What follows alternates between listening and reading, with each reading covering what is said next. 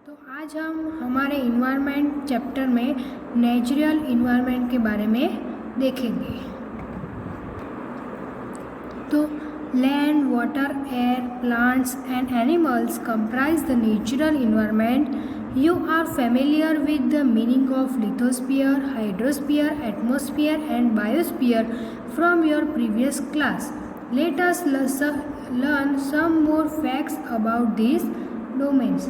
तो जब हमने हमारे आसपास की ये air, water, land, plants and animals ये सब नेचुरल इन्वायरमेंट है, तो यहाँ पे ये चार वर्ड्स है। ये क्या है?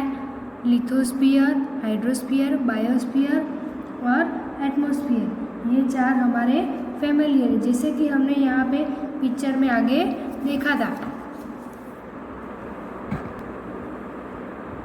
क्या देखा था कि लिथोस्फीयर यानी लैंड, एटमॉस्फेयर यानी एयर, हाइड्रोस्फीयर यानी वाटर, ये तीनों को मिलाकर जो भी बनता है उसे क्या कहते हैं? लिविंग थिंग्स यानी बायोस्फीयर। तो और ये सब हम प्रीवियस क्लास में पढ़ चुके हैं। तो ये डोमेन्स होते हैं, मतलब कि इन छोटे छोटे हिस्से से मिलकर हमारा क्या बनता है? ये तीनों छोटे छोटे हिस्से जब बनते हैं तो हमारा लिविंग थिंग्स यानी बायोस्फीयर बनता है। तो ये सब क्या है? डोमेन्स है। इसके बाद lithosphere is the solid crust or the hard top layer of the earth. It is made up of rocks and minerals and covered by a thin layer of soil. It is an irregular surface with various landforms such as mountains, plateaus, plains, valleys, etc. Landforms are found over the continents and also on the ocean floors. तो ये जो 3 part है, lithosphere, hydrosphere, atmosphere, उसमें हम सबसे पहले lithosphere के बारे में देखेंगे। तो लिथोस्फीयर यानी लैंड, ज़मीन, ये अर्थ का सबसे सॉलिड क्रस्ट होता है। यहाँ लिखा है solid crust. Lithosphere is the solid crust होता है या हार्ड टॉप लेयर होता है। वो कहाँ क्या होता है? Hard top layer. और ये रॉक्स का, पत्थरों का, मिनरल्स का हुआ होता है और लेयर ऑफ सॉइल से कवर हुआ होता है। इसमें भी लिखा है वो कवर्ड बाय अ थिन यानी एकदम पतला लेयर होता है सॉइल का, सॉइल से कवर हुआ होता है। और ये एक तरीके का इरेगुलर सरफेस होता है। और लैंड पे ये माउंटेन होते हैं, प्लेट्यूस होते हैं, प्लेन्स होते हैं, वैलीज होते हैं, ये सब होते हैं। और लैंड के टुकड़े, कंटेंट्स बड़े बड़े टुकड़े होते हैं। लैंड के जो टुकड़े वो कंटेंट्स होते हैं वो एकदम बड़े बड़े होते हैं और वो ओशियन के छोटे छोटे आइलैंड के फॉर्म में हमें पाए जाते हैं। ये क्या? आइलैंड्स फ्लोर्स पर हमें छोटे छोटे टुकड़े पे पाए जाते हैं। इसके बाद lithosphere is the domain that provides us forest, grassland for gracing, land for agriculture and human satellite. It is also sources of mineral wealth. तो इसका मतलब ये है कि लिथोस्फीयर यानी ज़मीन हमें फॉरेस्ट देती है। कौन देता है? Provide us forest. ग्रासलैंड यानी ग्रास से भरे लैंड होते हैं, वो कौन देता है? फॉरेस्ट. ग्रास से भरे लैंड देते हैं जो हमारे कैटल्स को ग्रेस करने के लिए काम आते हैं। और जहाँ हम रहते हैं वहाँ हमें क्या? एग्रीकल्चर प्रोवाइड करती है और वो बहुत सोर्सेज ऑफ मिनरल वेल्थ मिलती है। क्या मिलती है? It is also a sources of mineral wealth यानी हमें बहुत सारे मिनरल वेल्थ मिलते हैं। तो इसके बाद हम हाइड्रोस्फीयर के बारे में देखेंगे। तो domains of water is referred to as hydrosphere. It comprises various sources of water and different types of water bodies like rivers, lakes, seas, oceans etcetera. It is essential for all living organism. यानी तो ये domain है, domain of water यानी water का डोमेन हमने समझा। तो इसको हम हाइड्रोस्फीयर क्या कहते हैं? हाइड्रोस्फीयर कहते हैं। डोमेन ऑफ वाटर को हाइड्रोस्फीयर हम कहते हैं। तो ये हमने जो डोमेन्स देखा, तो हाइड्रोस्फीयर तो पानी कहाँ कहाँ पे जाते हैं?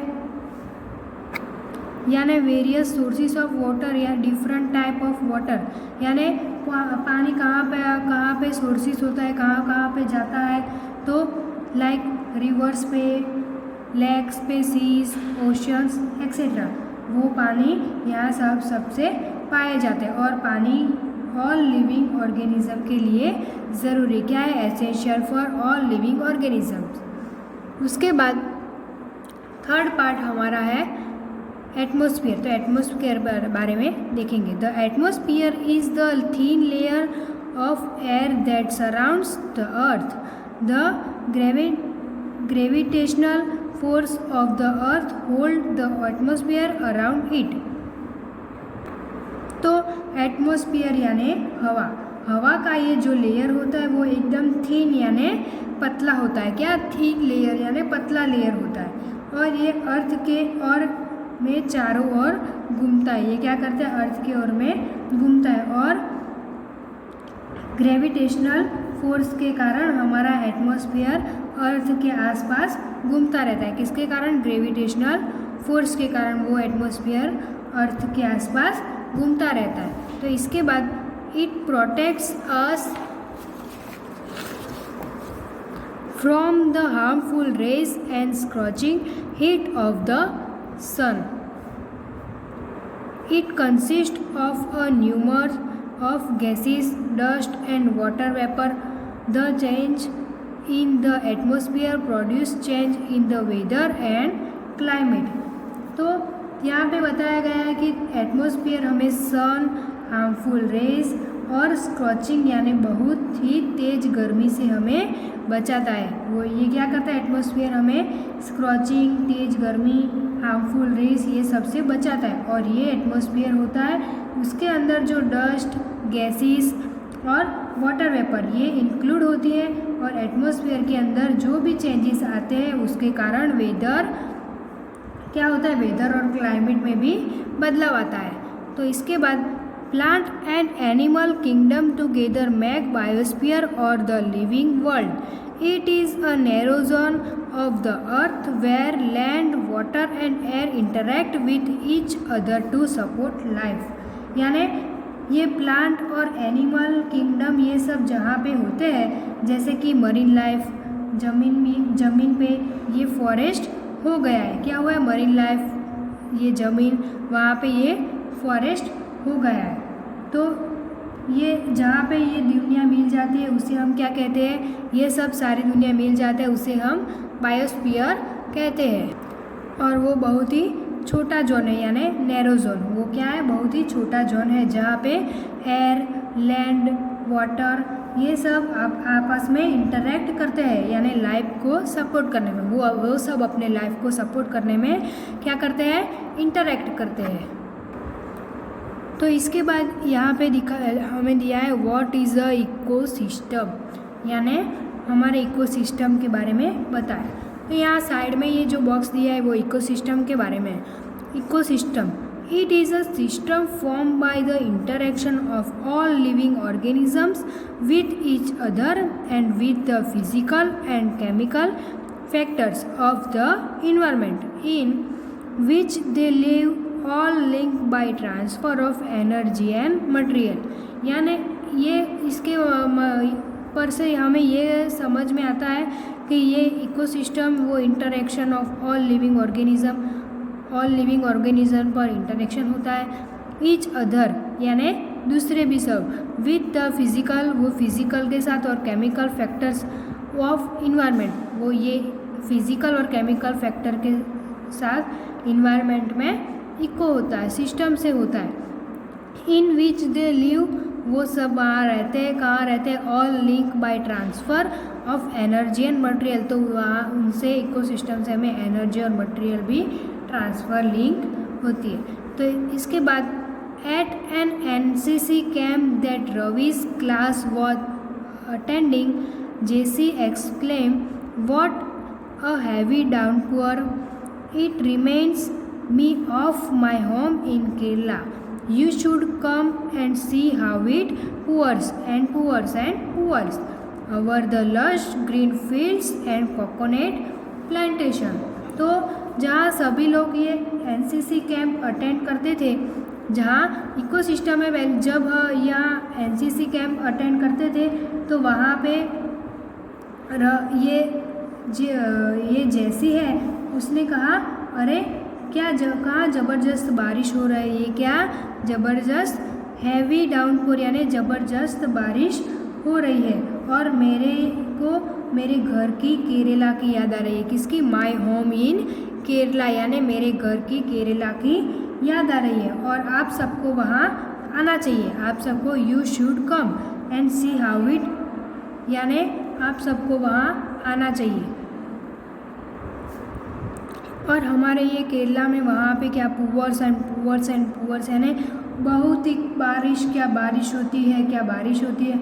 बहुत ही खूबसूरत हरे भरे जंगल, ग्रीन फील्ड्स होती है और कोकोनट्स के प्लांटेशन यानी कोकोनट्स के ट्री भी होते हैं। हमारे केरला में ये सब होता है, लश ग्रीन फील्ड्स और कोकोनट के ट्रीज प्लांटेशंस, ये सब हमारे यहाँ होता है। तो ये जैसी है ये रवि और रवि के दोस्त सबको अपने केरला में आने का कह रही, यू शुड कम यानी हमारे केरला में सब इनवाइट हो और ये सब मैं आपको दिखाऊंगी, ऐसा ये बता रही है। Heera from Jaisalmer exclaim, we get no rains, we see only kicker and sand as far as the eyes can see, but you also find camels, Ravi said। तो यहाँ पे ये हीरा नाम का जैसलमेर का एक लड़का था, उसने क्या कहा, जैसलमेर में एक हीरा नाम का जो लड़का था रवि का दोस्त, उसने क्या कहा कि हमारे यहाँ तो बिल्कुल भी बारिश नहीं हो रही, वी गेट नो रेन्स यानी हमारे यहाँ तो बिल्कुल भी बारिश नहीं हो रही है। हमारे यहाँ तो कीकर एंड सैंड यानी मिट्टी और कंकर ही दिखाई देते हैं, हमारे यहाँ बारिश जरा भी नहीं होती है, सिर्फ कीकर और सैंड ही हमें दिखाई देते हैं। तो रवि ने कहा लेकिन तुमको तो वहाँ कैमल्स भी देखने को मिलते होंगे, लेकिन क्या कहा उसने, रवि ने क्या कहा, the eyes can see but you also find camel यानी तुमको तो यहाँ कैमल्स भी देखने को मिलते होंगे। उसके बाद Heera says not just camels यानी अकेले कैमल्स ही नहीं, if you visit our desert you will see snakes, lizards and many insects too. तो हीरा क्या कहता है, सिर्फ कैमल ही नहीं यानी नॉट जस्ट कैमल्स, यहाँ सिर्फ कैमल ही नहीं, अगर आप हमारे डेजर्ट यानी रण में आओगे तो आपको बहुत सारे snacks, lizards and many insects यानी सांप, लिजर्ड्स यानी गरोली और मैनी इंसेक्ट्स यानी दूसरे भी कोई जीव जंतु आपको देखने को मिलेंगे। तो उसके बाद Ravi wondered why do the animal, the vegetation and the people live vary from place to place, are they all related to each other.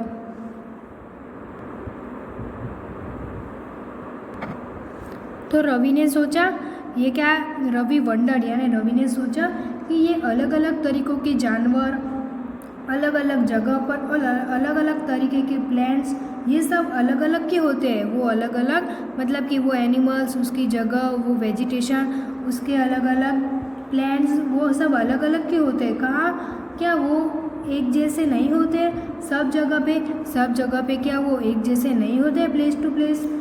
तो ऐसा ये क्वेश्चन करें और क्या ये सब हमारे रिलेटेड है या नहीं, ये भी बता रहे थे, और रिलेटेड टू ईच अदर यानी ये रिलेटेड है या नहीं। तो oh yes very much so the teacher reply, तो टीचर ने रिप्लाई दिया oh yes very much so, ये सब अलग अलग जगह पे अलग अलग होते हैं फिर भी वो रिलेटेड होते हैं। टीचर ने ये कहा ओ येस यानी वो सब अलग अलग होते हैं अलग अलग जगह पे फिर भी वो क्या होते हैं, रिलेटेड होते हैं। उसके बाद all plants, animal and human beings depend on their immediate surroundings. तो हमारा ये अपने आसपास के एटमॉस्फेयर के हिसाब से, इन्वायरमेंट के हिसाब से क्या वो एकदम ढल जाता है, वो सराउंडिंग के हिसाब से रहता है, क्या इमीडिएट सराउंडिंग्स। और इसी तरह का मतलब कि often they are also interdependent on each other. This relation between the living organism as well as the relation between the organism and their surrounding for the ecosystem. तो इसी तरह का ये जो रिलेशन होता है वो लिविंग ऑर्गेनिज्म के बीच में या सराउंडिंग होते हैं, वो सब मतलब कि लिविंग ऑर्गेनिज्म के बीच में या सराउंडिंग होते हैं, इसको हम क्या कहते हैं, ये सबको इकोसिस्टम कहते हैं। ये इकोसिस्टम बहुत सारी चीज़ों का होता है, बहुत सारे रिलेशन भी उनका होता है।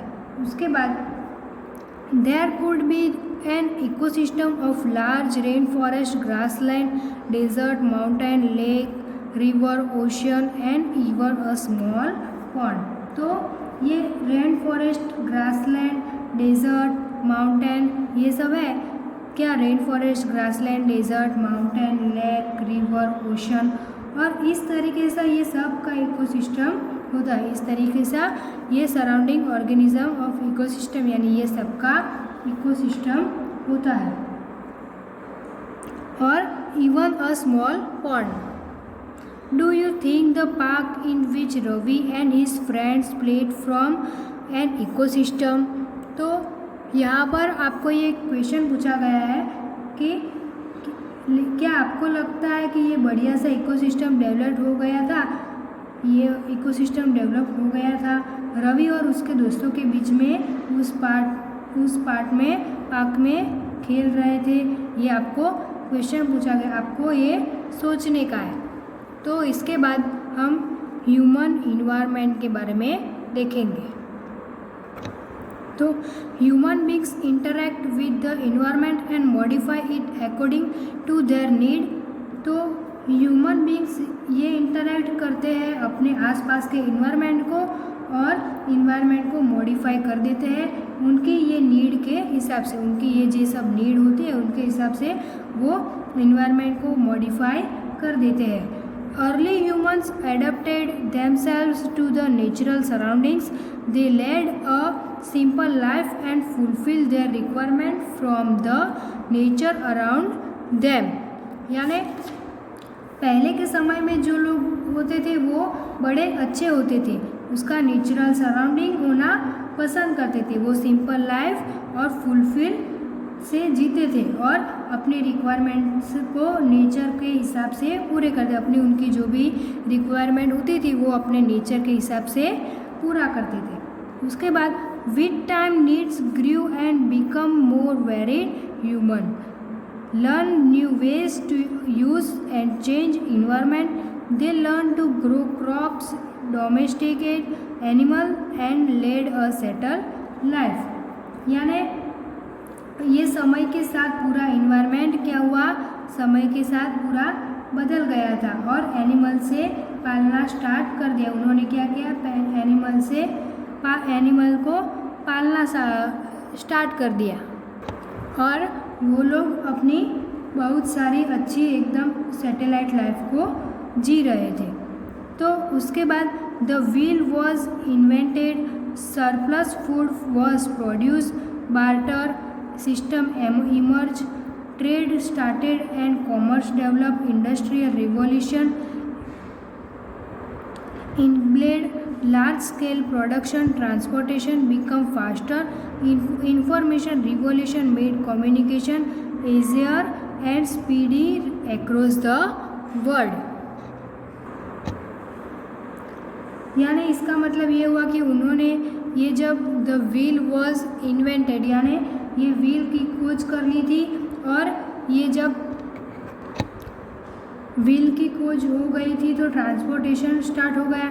ये देखो उनका स्ट्रक्चर फटाफट बढ़ रहा था, उन्होंने व्हील को इन्वाइटेड किया, उसके बाद ट्रांसपोर्टेशन बढ़ गई, ट्रांसपोर्टेशन स्टार्ट होने लगा, उसके बाद वाटर सिस्टम डेवलप हो गई थी और एक दूसरे के बदले में एक दूसरे को दूसरी एक चीज़ देने लग गए थे। कॉमर्स डेवलपमेंट हो गया था, ये कॉमर्स का डेवलप हो गया था, इंडस्ट्रियल का रिवोल्यूशन हो गया था।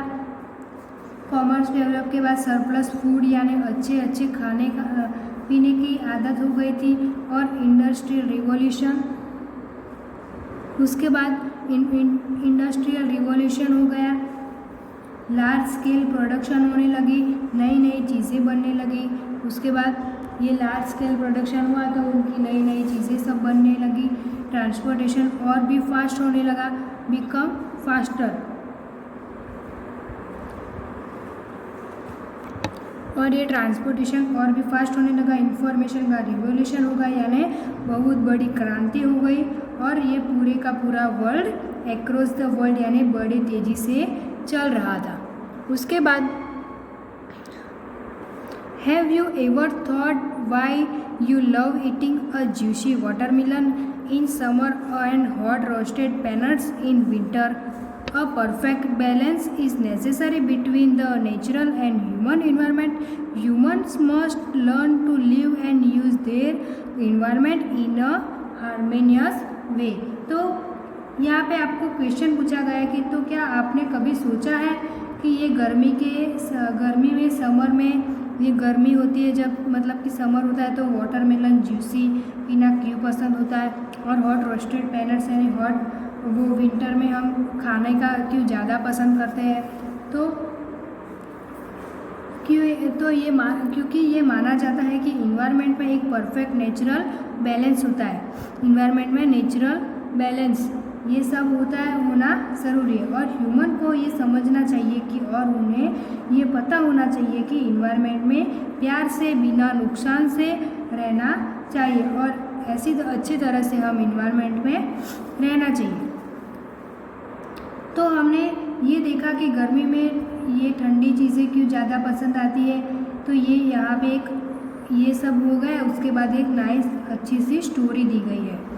न्यूरी, a girl from Mizoram from Ravi's class, often talks about the lush green surroundings of her place, और seeing Ravi upset at having lost his playground, Nuri invited him to visit her homestead during the coming vacation.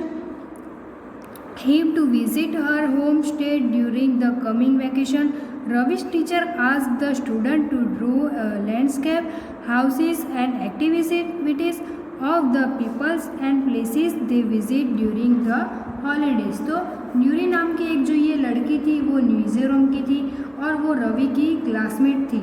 तो वो हमेशा अपने केरला के lust green surrounding वहाँ की बातें कर रही थी। और जब